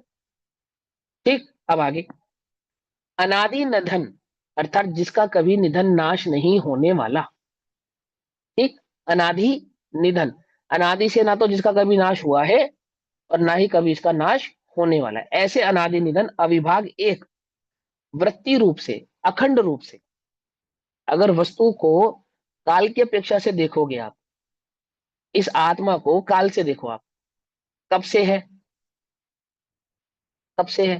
अनादि काल पे। से। अनादि से है। बीच में कभी गड़बड़ हो गई हो, कुछ कहीं चला गया हो, लोग छोड़ के, नाराज होके किसी से, कहीं नहीं गया, ऐसा ही ऐसा रहा, अनादि से है ना? मर गया हो फिर किसी ने जिंदा कर दिया हो, ऐसा हुआ? अच्छा, चलो सुनो, साक्षात जानते हो तुम इस आत्मा को? तुम्हें क्या पता, कहीं हो गया हो बीच में कोई बात गड़बड़ हो गई हो। ऐसे तुम अनुभव करके जानो, वस्तु के त्रिकाल ध्रुव भाव को जानोगे ना, अनुभव करेगा ज्ञान मात्र की जब सिद्धि करेगा, ज्ञान मात्र का जब वेदन करेगा, अनुभव करेगा, तो उस ज्ञान मात्र के वेदन अनुभव में वस्तु के ध्रुव पने का वेदन कैसे होता है वो समझाते हैं। देखो, अनादि निधन, अविभाग, अर्थात कोई भाग नहीं पड़ा, कोई भेद नहीं पड़ा, अनादि से, अनादि से आज तक कोई भेद नहीं पड़ा, एक वृत्ति रूप से, एक अखंड ज्ञान भाव की एक वृत्ति रूप से, वृत्ति माने आत्मा अपनी वृत्तियां बदलता है या नहीं बदलता है? वृत्ति माने स्वभाव को बदलना। जिसको तुम स्वभाव कहते हो कि नरक में जाके स्वभाव बदल गया, त्रियंच में जाके बदल गया, उसको नहीं, वो तो राग का स्वभाव है, आत्मा का स्वभाव नहीं है। क्या कहा? ये जो मनुष्य गति में जिसको तुम अपना स्वभाव कह रहे हो, तुम्हारा स्वभाव नहीं, तो राग का स्वभाव है। मंद और तीव्र होना, ये तो राग का स्वभाव है, तो कषाय का स्वभाव है, आत्मा का स्वभाव नहीं है। बोलो भैया, मंदता और तीव्रता किसका स्वभाव है? राग का स्वभाव है, कषाय का स्वभाव है, या आत्मा का स्वभाव है? आत्मा का कहना उपचार है, समझे या नहीं समझे? आत्मा का कहना क्या है? उपचार है। ज्ञान कभी अज्ञान होता है, फिर ज्ञान होता है, फिर अज्ञान होता है, फिर अज्ञान होता है, ऐसा होता है नहीं होता? अज्ञान माने जड़, यहाँ अज्ञान माने जड़। तो ज्ञान कभी जड़ होता है, फिर ज्ञान होता है, जड़ होता है, ज्ञान होता है, जड़ होता है, ऐसा होता है? एक सतत रूप से ज्ञान वाला था, एक सतत रूप से ज्ञान वाला है, एक सतत रूप से ज्ञान वाला ही परिणम रहा है। एक सतत रूप से अनंत गुणों वाला था, एक सतत रूप से अनंत गुणों वाला है, एक सतत रूप से अनंत गुणों वाला ही परिणम रहा है। कब से? अनादि से। वो कोई भेद पड़ा कि कोई भेद नहीं पड़ा। एक आधे गुण कम ज्यादा हुए हो बीच बीच में, कि क्षयोक्षम के घटने बढ़ने से गुण घटते बढ़ते नहीं, शक्ति के घटने बढ़ने से गुण घटते बढ़ते नहीं। कुछ बात समझ में आई या नहीं समझ में? समझ में आई? हाँ, तो क्या कहते हैं? अनादि निधन, अविभाग, कोई भाग ना हुए, एक वृत्ति रूप अर्थात एक स्वभाव भाव से ही परिणति पने द्वारा नित्यत्व है, नित्य है। परिणति पने परिणमन के द्वारा, एक ज्ञान मात्र के परिणमन की अपेक्षा से अनादि निधन से देखने पर ज्ञान कभी जड़ नहीं हुआ है, इस अपेक्षा से देखने पर वह आत्मा कैसा है? नित्य है। अगर उस आत्मा को ज्ञान की दृष्टि से देखो तो कैसा दिखता है? नित्य दिखता है। जब उस आत्मा को ज्ञान स्वभाव से देखो तो कैसा जानने में आता है? नित्य जानने में आता है। उस ज्ञान स्वभाव में कभी ज्ञान पने में कोई खंडपना पड़ता, अर्थात ज्ञान कभी जड़ रूप होता हो, ऐसा होता नहीं। ज्ञान में कभी जड़ता आती नहीं। जब हम ज्ञान स्वभाव से उस आत्मा की सिद्धि कर रहे हैं, तो ज्ञान स्वभाव की सिद्धि करने पर क्या सिद्ध होता है? कि अनादि निधन वह भगवान आत्मा अखंड रूप से, अविभाग रूप से, एक वृत्ति रूप अर्थात एक ज्ञान की वृत्ति रूप, एक ज्ञान स्वभाव से परिणत होता हुआ आज तक कैसा है? नित्यत्व है, नित्य है, ऑलवेज है, हमेशा है, और क्रमशः प्रवर्तमान। इसी प्रकार से जो क्रमिक रूप से प्रवृत्ति हो रही है इस आत्मा की अनादि से। कैसी? एक समय की मर्यादा वाले अनेक वृत्ति अंशों रूप से परिणमित पने के द्वारा अनित्य है। अर्थात यदि उसी अन्य अपेक्षा उसे देखा जाए, अन्य प्रवृत्तियों से देखा, तो कैसा नजर आएगा? कभी स्त्री, कभी पुरुष, कभी नारकी, कभी स्वर्ग का देवता, कभी बच्चा, कभी बड़ा बुजुर्ग, अन्य अन्य, ये सब इसमें अखंडता मतलब खंडता नजर आएगी या नहीं नजर आएगी? एक में कभी था, कभी नहीं था, अब है, कल नहीं रहेगा। कुछ समय पहले बच्चा था, कुछ समय बाद जवान हो गया, कुछ समय बाद प्रौढ़ हो गया, बूढ़ा हो गया, मर गया। इन अपेक्षा से देखने पर ये एक उस समय की आत्मा में मर्यादा वाले, ये एक समय की मर्यादा एक, वाले अनेक वृत्ति अंश जो है ये उसकी पर्याय हो गई। हाँ, लेकिन ये इसका जो मैं लाइन कर बता रहा हूँ ना, इसका अर्थ, इस लाइन का अर्थ ये नहीं है। मैं पहले आपको स्थूलता से समझा रहा हूँ, फिर सूक्ष्मता से समझाऊंगा। ठीक है? अभी आएगा उसका, ठीक है ना? ठीक है। हाँ, ये इस लाइन जो मैं बता रहा हूँ, ये इस लाइन का अर्थ नहीं बता रहा हूँ। पहले मैं आपको पर्याय का स्वरूप समझा रहा हूँ कि इसी आत्मा को जब हम गुण की अपेक्षा से देखते हैं, बेसिकली इस लाइन का मतलब ये है कि जब द्रव्य को गुणों की अपेक्षा से देखा जाएगा तो बस द्रव्य कैसा नजर आएगा? नित्य नजर आएगा। लेकिन उसी उसी द्रव्य को उस पर्याय की अपेक्षा से देखोगे तो कैसा नजर आएगा? तो वो अनित्य नजर आएगा। पकड़ में ही बात? अगर आप भगवान महावीर स्वामी को आत्मा की अपेक्षा से देखो तो मारीच से लेकर महावीर तक एक ही है या अलग अलग है? एक ही है ना? लेकिन अगर हम गति, कर्म, उनकी भावना अथवा उनके राग द्वेष की अपेक्षा से उनको देखें तो कैसे नजर आने वाले हैं वो? अलग अलग नजर आने वाले हैं। मारिच कुछ और है, मारिच के बाद स्वर्ग में इंद्रभूति आदि आदि हुए, वो कुछ हो रहा है, अन्य कुछ हो रहा है, अन्य कुछ हो रहा है, अन्य कुछ है ना। ऐसे नजर आने वाले हैं, कभी स्त्री नजर आने वाले हैं, कभी पुरुष नजर आने वाले हैं, कभी पापी नजर आने वाले हैं, कभी पुण्यात्मा नजर आने वाले, ऐसे। समझ में आई बात? नहीं समझ में? इसी प्रकार वस्तु को, द्रव्य की बात चल रही है यहाँ पे, अगर हम किसी द्रव्य को गुणों से देखें, उसके द्रव्य भाव स्वभाव से देखें तो कैसा दिखाई देगा? बोले नित्य दिखाई देगा, ऐसा ही हमेशा, कभी बदला ही नहीं, ऐसे ही दिखाई देगा। लेकिन उसी द्रव्य को उसके गुणों के परिणाम यानी पर्याय की अपेक्षा से देखें तो कैसा दिखाई देगा? प्रति समय बदलने वाला, अनित्य दिखाई देगा, प्रति समय। बात समझ में ही नहीं? अंतिम उदाहरण, तुम्हारी मम्मी ने तुमको 20 साल पहले एक चेन दी थी, चेन दी 20 साल पहले, तो चेन का डिजाइन पूरा हो गया था, पुराना हो गया था, और थोड़ी टूट फूट भी गई थी, कहीं से थोड़ी खराब हो गई थी, तो तुमने उस चेन के कुंडल बनवा लिए बनवा लिए। एक दिन ऐसे ही सहजता से तुम्हारी मम्मी माने तुम्हारी सास ने पूछा तुमसे कि वो तुझे चेन दी थी वो कहाँ है? तो तुमने कहा ये रही। क्या कहा तुमने? ये रही। क्या पूछा उसने? चेन कहाँ है? और तुमने क्या दिखाया उसको? कुंडल। पूछा उसने चेन, दिखाए तुमने कुंडल, और उनने पूछा कहाँ है, और तुमने कहा ये रही। क्या है ये? नित्य है और अनित्य है। क्या समझ में आई बात? नहीं समझ में? इस स्वर्णत्व की अपेक्षा से वो तो नित्य सिद्ध है, विद्यमान। वो जो तुमने चेन दी थी, बेसिकली जो तुमने गोल्ड दिया था, सोना दिया था, वो तो यहीं का यही विद्यमान है, ये रहा। लेकिन वो जो पर्याय भाव से देखने पर कि तुमने चेन दी थी, मैंने इसका कुंडल बना लिया, उस भाव से क्या हुआ? अब चेन तो रही नहीं, कुंडल आ गया, अनित्य बना। ऐसे ही द्रव्य में द्रव्य भाव से, गुणों की अपेक्षा से जब द्रव्य की दृष्टि की जाती है, उस ज्ञान भाव की गुण की दृष्टि की देखोगे तो कैसा दिखाई देगा वो आत्मा? नित्य दिखाई देगा या नहीं दिखाई देगा? बोले हाँ दिखाई देगा। और उसी को परिणमन मात्र की अपेक्षा से देखोगे तो कैसा दिखाई देगा? बोले अनित्य दिखाई देगा। बोले ये वस्तु में चौथे नंबर के धर्म की सिद्धि होती है कि वस्तु ज्ञान मात्र की सिद्धि होने पर भी नित्य है और अनित्य है। ऐसा ज्ञान में जानने में आएगा या नहीं आएगा? क्या ज्ञान भाव से ऐसी सिद्धि होने वाली है या नहीं होने वाली? कि हाँ भाई होने वाली है। तो परिणति पने के द्वारा वह कैसा है? अनित्यत्व है। परिणति माने पर्याय अपेक्षा से देखने पर वह अनित्यत्व है, द्रव्य अपेक्षा से देखने पर वह नित्यत्व है। पकड़ में बात?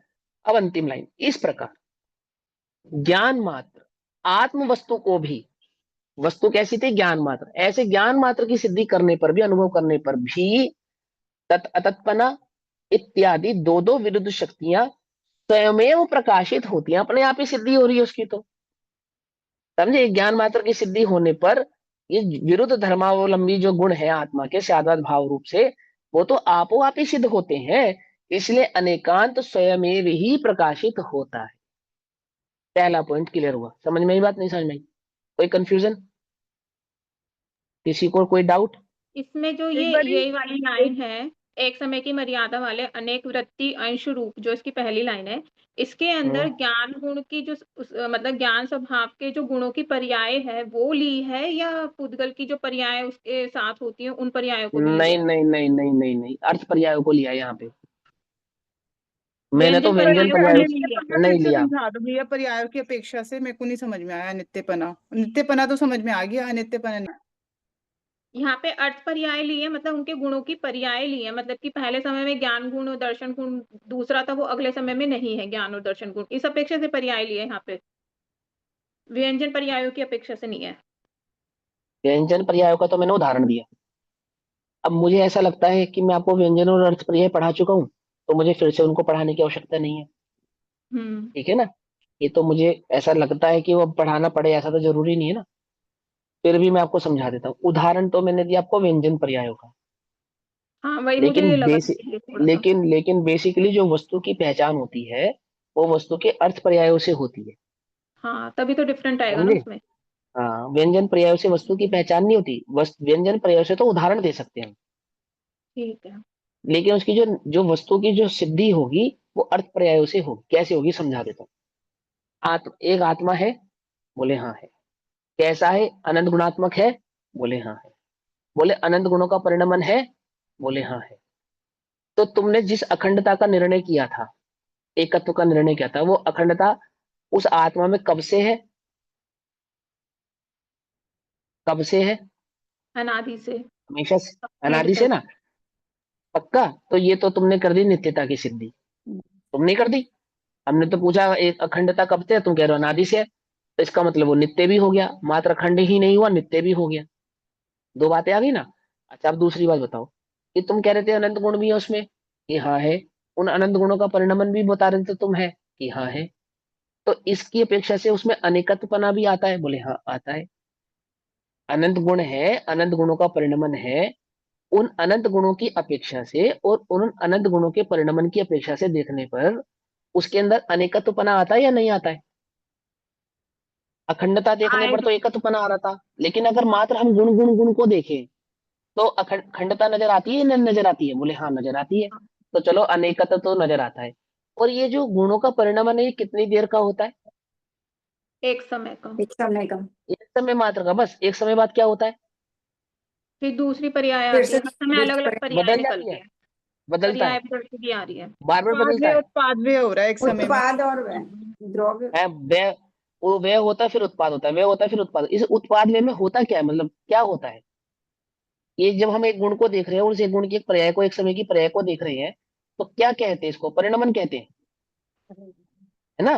कितने समय का बताया आपने ये? एक एक समय। समय का। तो अगर हम एक समय का देखें तो वो कैसी दिखेगी? नित्य दिखेगी या अनित्य दिखेगी? नित्य अनित्य अनित्य दिखेगी। दोनों ही दिखेंगे। अनित्य दिखेगी, एक नहीं समय। दिखेगी? एक समय का देखेंगे जब हम तो उसको नित्य अखंड, दिखेगी। अनित्य दिखेगी। एक समय का देखेंगे तो दिखेंगे अनित्य तो दिखेगी ना? अनित्य दिखेगी दिखेगी, और क्लियर हो ध्रुव गया। देखेंगे तो नित्य दिखेगी। हाँ। जब आप एक समय का देखोगे तो अनित्य दिखेगी। अखंड देखोगे तो तो नित्य कैसी दिखेगी। दिखेगी? गुण नित्य। देखोगे तो नित्य दिखेंगे। पर्याय देखोगे तो अनित्य दिखेगी। पकड़ में आई बात? तो जब एकत्व की और अनेकत्व की सिद्धि होती है, उसी में नित्य और अनित्य की सिद्धि भी होती है। पकड़ में आई बात? नहीं पकड़ में आई? समझ में आई बात? नहीं समझ में? कि उसी वस्तु को जब हम गुण की अपेक्षा से देखते हैं तो गुण कब से है? अनादि से है। कभी बदले नहीं कि नहीं, आगे पीछे तो हुए होंगे, कि आगे पीछे भी नहीं हुए, कम ज्यादा भी नहीं होते। तो क्या है? नित्य है। और ये जो परिणमन हो रहा है ये क्या है? बोले तो पर्याय है। पर्याय से देखने पर कैसी है ये? अनित्य। नित्य है। सीधी सी बात। और जो लहर ये क्या है? आपने लिया हाँ स्पर्शन बोलो। इंद्रिय पूरे शरीर में व्याप्त है ना? पूरे शरीर में ये व्याप्त है और उदाहरण है, बाकी। हाँ उदाहरण। हाँ, एग्जाम्पल जो ये वाला एग्जाम्पल लिया, तो ये आत्मा पे तो घटित नहीं होगा ना, क्योंकि जैसे ज्ञान गुण पूरे में व्याप्त है तो बाकी के अन्य गुण कोई अन्य इंद्रियों की तरह अलग अलग काम तो कर रहे हैं, परंतु वो सुख गुण भी तो पूरे आत्मा में ही व्याप्त है, ऐसे ही तो मानेंगे ना उसको। उदाहरण पहले एक जैसा ज्ञान हुआ की ना। सिद्धि, जब पहले ज्ञान की सिद्धि की हमने, ज्ञान गुण से समझा ना इस प्रश्न के, तो जब हमने हम्म। ज्ञान की सिद्धि की, तो उस ज्ञान की सिद्धि होने में अनंत गुण जानने में आएंगे उस ज्ञान में। हम्म। कैसे जानने में आएंगे? जैसे हैं वैसे ही जानने में आएंगे। अखंड जानने हाँ। में आएंगे। तो अखंड ज्ञान है, इसलिए अखंडता से जान पा रहा उस द्रव्य को। अगर ज्ञान अखंड नहीं होता तो द्रव्य को भी अखंड नहीं जान पाता। अगर ज्ञान यहाँ तक होता और नीचे नहीं होता, जैसे किसी को पैरालिसिस हो जाता है पैरों में, तो पैरों में होने वाली सेंसेशन जानने में आती है, नहीं आती है? नहीं। पैरों में होने वाला नहीं सुख आएगी। दुख, पैरों में होने वाला ठंडा गर्म जानने में आता है, नहीं आता है? नहीं आता ना?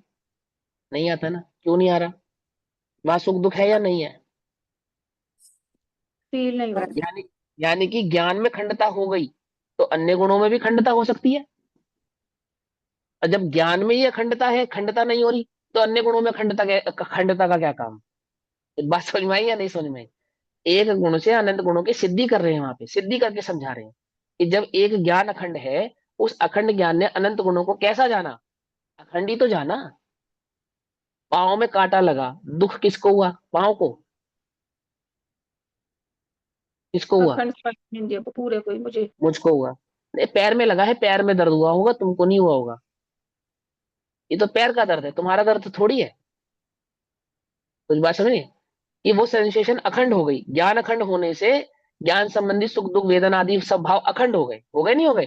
तो सुख भी अखंड हो गया, चारित्र पूरा भी अखंड दिमाग हो तक गया। दर्द पहुंच जाता है। हाँ पूरा खंड हो जाएगा ना, हो जाएगा। तुम्हारी वेदना अखंड हो जाती है ना, अखंड वेदना। अखंड वेदना माने चोट लगती है पाँव में, वेदना होती है अखंड। अखंड माने मुझे हुई। समझ में आई बात, नहीं समझ में आई? हाँ ऐसे मतलब ही इसमें जो इंद्रियों ज्ञान। वाला घटित हाँ नहीं होएगा ना पॉइंट, इंद्रियों वाला तो एक देश में ही लेंगे ना अपन उसको। हाँ, वो एक देश में नहीं। ठीक है, चलो। भैया ओम मतलब नमः स्यादवाद सिद्धेति। की सिद्धि से अपन मतलब सम्यक एकांत तक पहुंच गए है ना। स्यादवाद की सिद्धि जो है अनेक सम्यक अनेकांत, और सम्यक अनेकांत में हमने में सम्यक एकांत। एकांत, ऐसे ही हो गया हाँ ना। हाँ हाँ हाँ। मतलब स्यादवाद मतलब सम्यक एकांत हो गया, जिसमें अनेकांत ऐसा। देखो भी सुनो, क्या है, घटित है। आप लोगों ने ये सम्यक एकांत और सम्यक अनेकांत और ये सब चीजें इतनी पढ़ ली हैं और स्वरूप इनका समझा नहीं है, इसलिए खुद भी कंफ्यूज हो जाते हो और ऐसे शब्दों का इस्तेमाल करके दूसरों को भी कंफ्यूज कर देते हो। सीधी बात समझ लो, है ना। इसमें सम्यक एकांत अनेकांत, सम्यक एकांत जैसी कोई चीज नहीं होती, पता है? किसमें? किसी में भी। मालूम ये बात? उपचरित भाव है, ये उपचरित कथन है सम्यक एकांत कहना। जब हम वस्तु के एक गुण की सिद्धि करते हैं, उसको उपचार से सम्यक एकांत कहते हैं, परंतु वास्तव में अनेकांत ही होता है, एकांत होता ही नहीं है। ये सिद्ध कर रहे हैं हम्म। स्याद्वाद अधिकार के हम्म। अंदर। क्या समझे? यही बात सम्यक समझी। एकांत होता है या नहीं होता है? इस सम्यक उपचार से एकांत होता है ना। मात्र उपचार से उपचार कहने के से लिए होता है, है। लेकिन वास्तव में वस्तु हाँ, अनेकात्मक, हम अनेकांत ही होती है। अनेकांतात्मक ही है। हाँ। ये विचार किया सम्यक एकांत की चर्चा सुनते समय, या ये सोचा कि सम्यक एकांत कहने का मतलब क्या होता है? समझे नहीं समझे?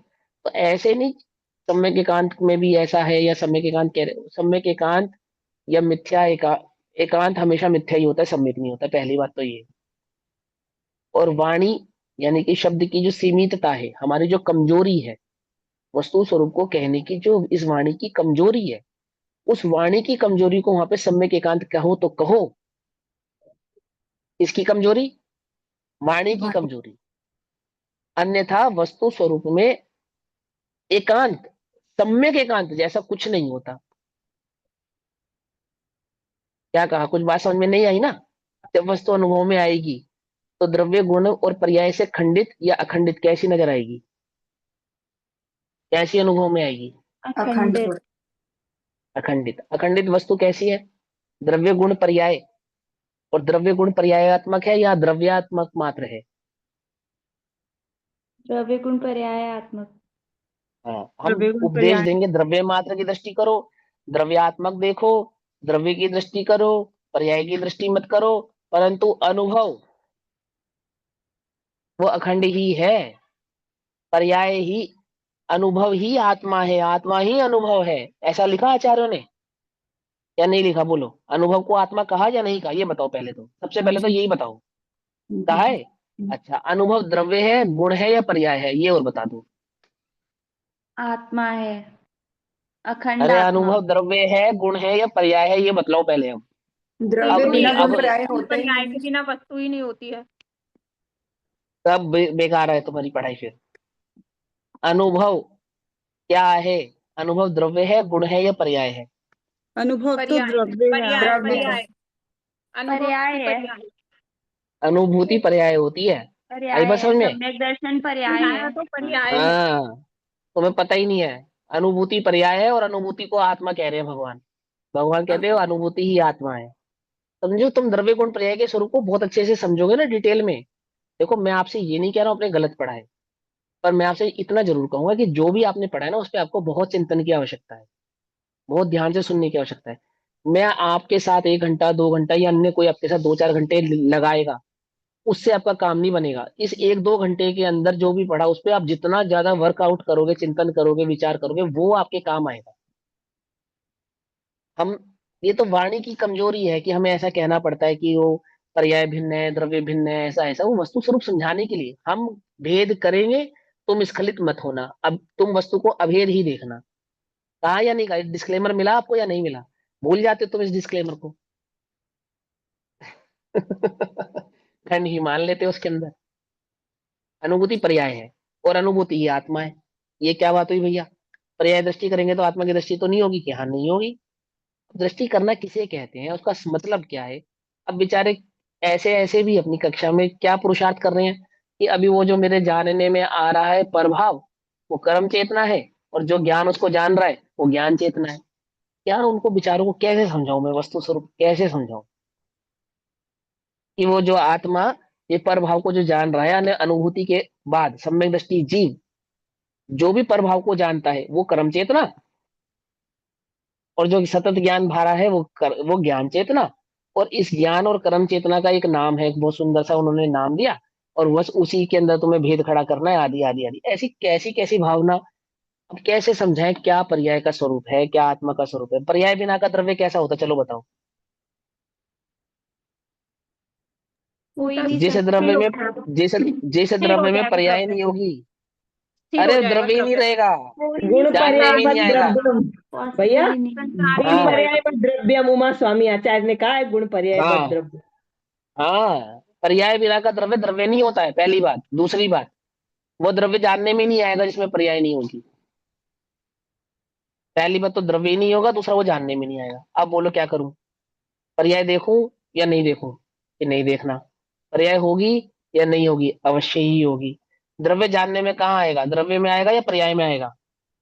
पर्याय पर्याय में में, आएगा। पर्याय में पर्याय देखूं आएगा। या नहीं देखूं? पर्याय नहीं में देखना देखना है। है, द्रव्य देखो। जानने में तो लेकिन पर्याय में ही आएगा। और मैंने पर्याय देखी नहीं और मेरे जानने में आ गया, ये गड़ा गजब हो गया।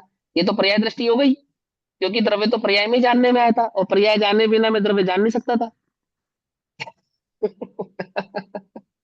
उलझा नहीं रहा हूं मैं तो, मैं ये कह रहा हूँ विचार कर कर देखो कि उसको खंड क्यों कहा जाता है, और उसके अखंड भाव को भी समझोगे, दृष्टि से समझोगे तरीके से, तो वो बात समझ में आएगी। तो ये सम्यक एकांत और मिथ्या एकांत की बात है ना, ये सिर्फ समझाने की अपेक्षाएं हैं। वस्तु में सम्यक एकांत कुछ नहीं है। जब हम द्रव्य में द्रव्य भाव को मुख्य कर कर अन्य भावों को गौण कर कर चर्चा कर रहे हैं, उस चर्चा का नाम सम्यक एकांत चर्चा है। परंतु वस्तु सम्यक एकांत भाव वाली होती है ऐसा नहीं।